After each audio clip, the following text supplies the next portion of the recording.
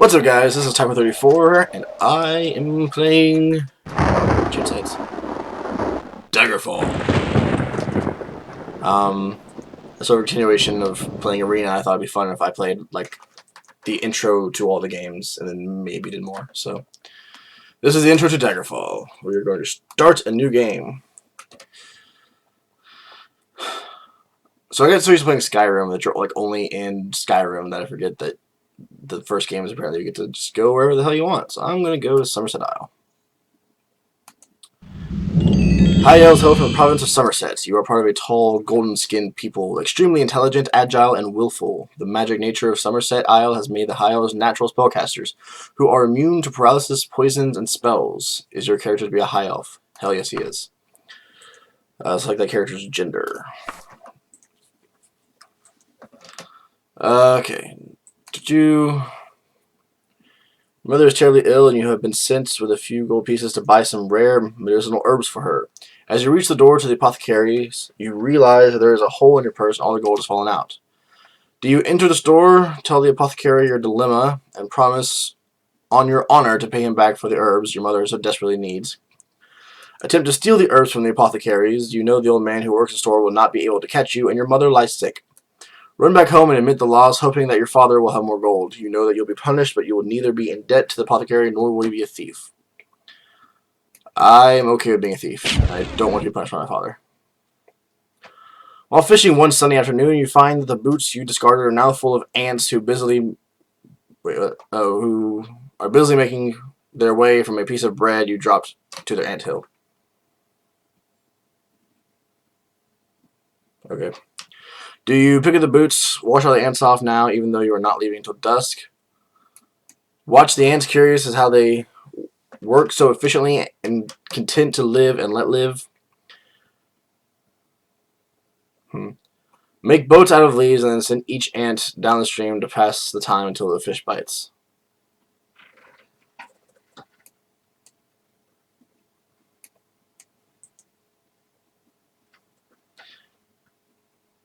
Sure.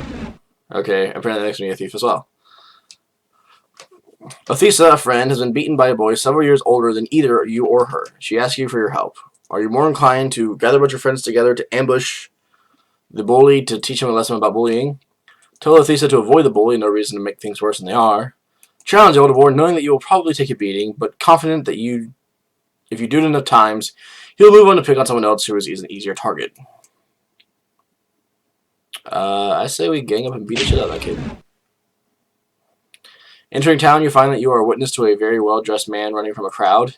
He screams to you for help. The crowd behind him seems very angry to you. Do you rush to the man's aid immediately despite your lack of knowledge of the circumstance? Rush to the town's aid immediately despite your lack of knowledge of the circumstance. Stand aside and allow the man and mob to pass, realizing that it's probably best not to get involved. Yes.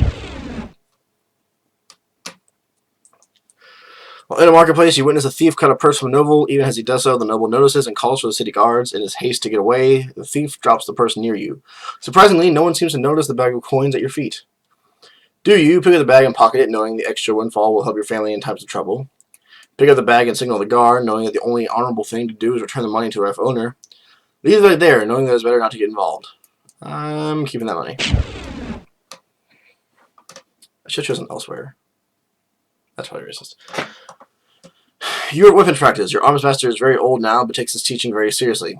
You have heard him say it is all he has left in life. Today he has ceaselessly taunted you at every mistake. Finally, he asks you to attack him with the same technique you just did, in an effort to show you the proper execution. Do you do the technique just fast enough that he can block it, knowing that it is more important to allow the master to retain his dignity regardless of personal feelings? Attack him at full speed, knowing that you could probably score the hit and justify his unfair treatment of you by showing the class that you were actually doing it right. Refuse and leave practice, unable to compromise your anger with his dignity, and realizing that whatever course you choose would cause you to lose respect for either him or yourself. I'm going to attack the motherfucker. He told me to. Your father sends you on a task which you loathe, cleaning the stables. On your way there, pitchfork in hand, you run into your friend from the homestead next to your own, near your own. He offers to do it for you in return for a future favor of his choosing. Do you decline his offer, knowing that your father expects you to do the work and it is better not to be in debt? Accept his offer, reasoning that as long as the stables are cleaned, it matters not who did the cleaning. Ask him to help you, knowing that 2 people can do the job faster than 1, and agree to help him with 1 task of his choosing in the future. It's a tough one.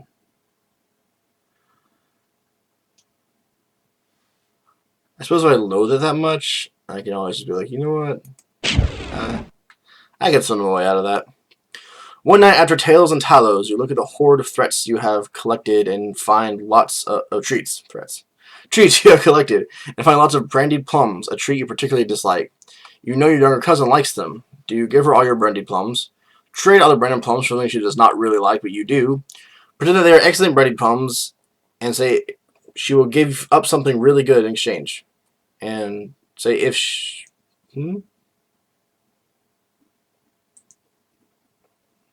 Okay. Unfortunately, my screen is cutting off short, and I don't know what this words over here say because that doesn't make sense.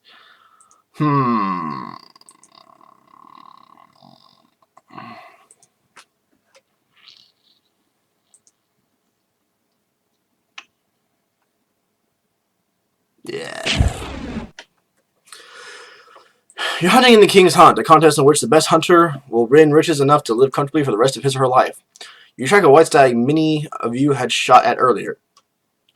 You are alone as you examine the stag and recognize the arrow as one fired from your friend's bow. As you retrieve the arrow for close examination, you hear your friend arrive. Do you claim to have fired the arrow that hit the stag, thus gaining the honor for the kill?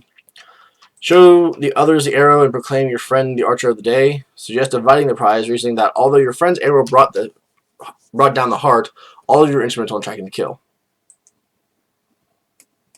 Who am I splitting it with? Like, am I splitting it with just my friend or with everybody? If he's my friend, I guess I'm giving it to him. Your honors master during a lesson on strategy remarks, the best victory is to completely and totally humiliate your opponent. He then turns to you and asks if you agree with him. You know the arms master has been in numerous life and death conflicts, and has the experience of a seasoned warrior. Do you agree with his remark, knowing that at this moment your experience is not enough to justify any stance with total agreement with whatever your arms master says, a man who has dedicated his life to strategy? Do you disagree with his remark, reasoning that it must be some type of test and that the truth will only come from opposition with his opinion and not sheep-like agreement? Refusing to answer the question, choosing to withhold an opinion until you have more experience and can converse on the subject in an intelligent manner with him. What if I just straight up agree with him? Like, could that be a thing? Oh. Okay, I'm going to agree with him just because I agree with that statement. Acrobats practice the thieving arts and use their remarkable physical skills to aid them. They are very quick, agile, and nimble. The most important skills to an acrobat are jumping, dodging, running, climbing, hand-to-hand, and stealth. Do you wish your character to be an acrobat? Sure.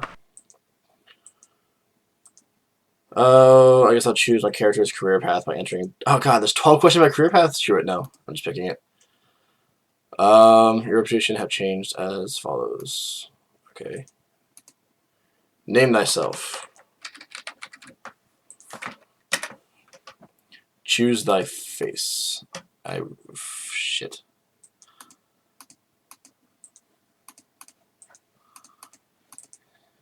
Oh, I like that guy. I like that hair.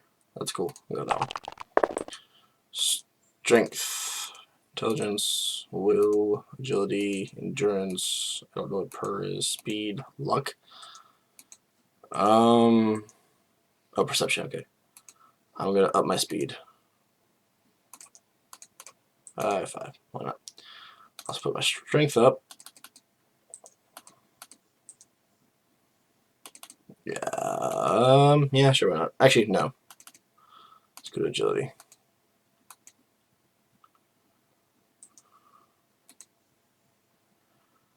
Let's reroll. Oh, okay, that's the thing. Okay, we are basically playing a game of D&D right now, folks.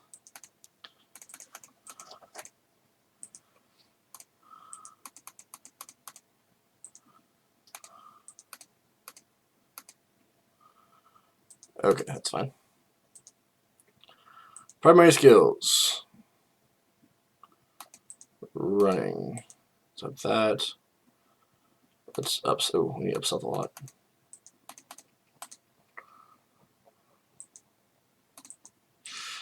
And why not? Let's add climbing in there. Actually, let's get the last two to hand to hand. Okay. Alright, bonus points. What's all this? Oh, okay, all these go away. Dodging, jumping, and look at this, that's running. Pickpocket. Yes. Backstabbing. Archery. Let's go archery. Okay. There we go. Player reflexes determine the overall speed of the game. If you pick very high reflexes, monster will move and attack quickly, forcing you to be quick with controls. Low reflexes mean the monsters will move and attack slowly, allowing you to adapt a more cautious, thoughtful playstyle. Your character will advance a little slower with a lower reflex setting and will advance a little faster with a higher reflex setting. I'm just going to stick with average because I'm not that much of a gamer. Well, at least not a computer gamer. Okay. And now it begins. 400 years after Typo34's reign, the beginning will meet the end, and the bloody circle will close in the Empire of Tamriel. The unworthy heirs of the Septim dynasty have allowed the bonds of the Empire to weaken and crack. Uriel Septim the Seventh cannot repair what his ancestors ignored. The provinces fight among themselves like neglected children, drunk with rebellion. One indomitable power hides itself, but not forever.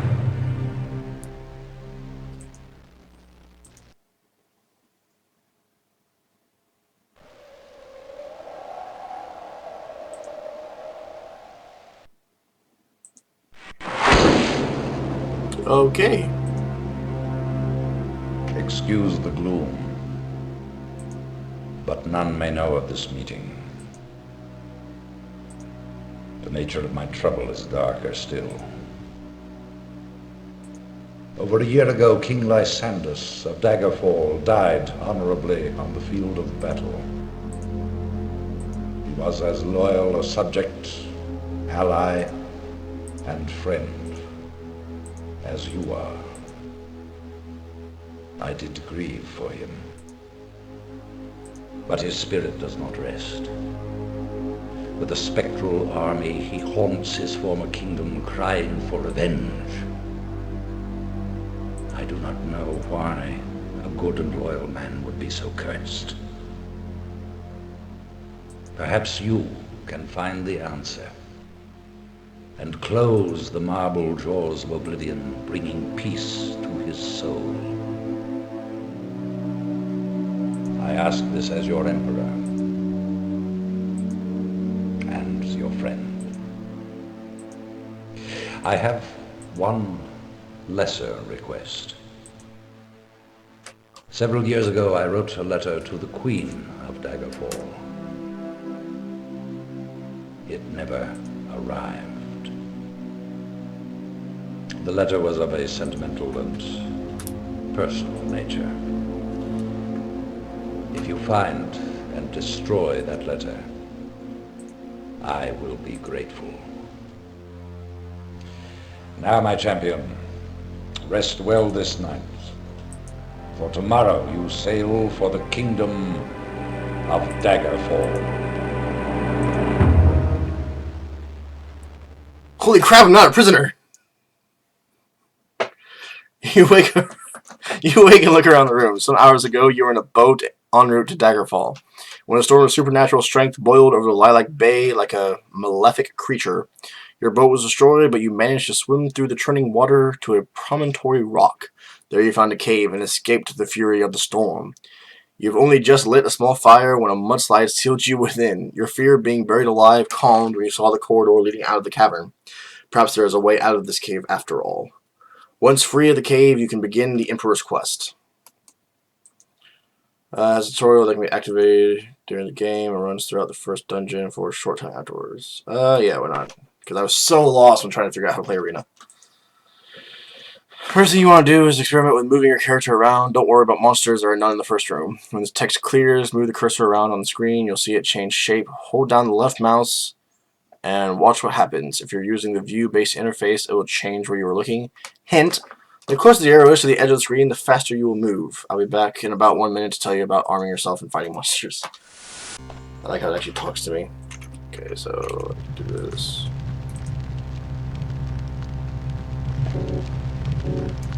Ah, same music in Arena too.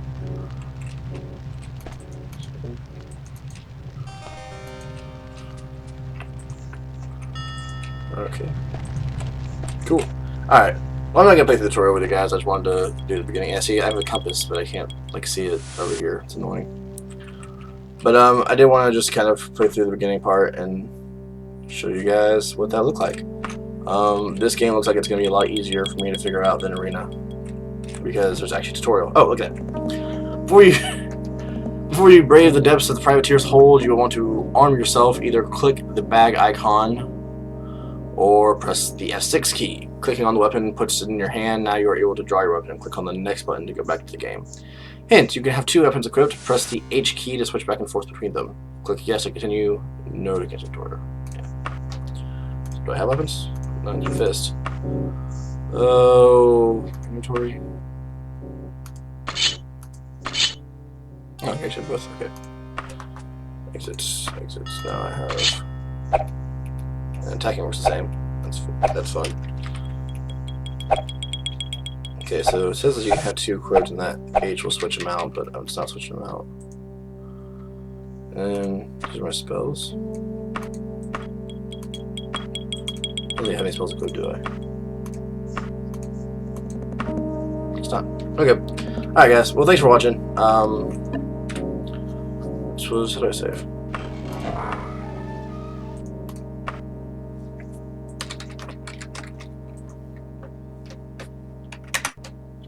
Okay. Thank you guys for watching. I will see you next episode. Love you guys. Bye.